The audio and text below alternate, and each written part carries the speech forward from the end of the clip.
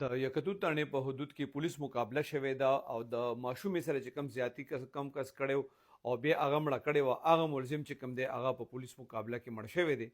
د واقع ډیټیلز داسې دي چې 4-5 ورځې وړاندې د یکتو تڼې په حدود د علیباغ کې د 10 کالو ماشومه اسما وه، هغې سره زیاتۍ هم شوې او هغې نه پسې بیا مړه کړې وه. پولیس په دغه کیس کې د دې ماشومې تره سمیع الله چې کم دی هغه په دې کیس کې گرفتار کړی. نن دې کیس کې پولیس پریس کانفرنس هم کړی.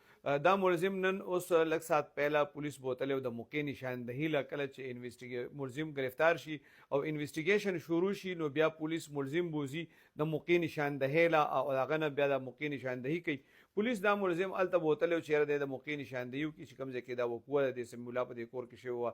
د پولیس وینا دا ده چې کله دې سمیع الله هلته بوتلو نو د ده رشته داران راغلي دي او کوشش یې کړی دی چې سمیع الله د پولیس نه خلاص کړي.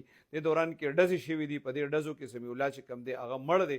د حواله د دې کیس تصدیق چې کوم دی هغه د پېښور پولیس کړی دی.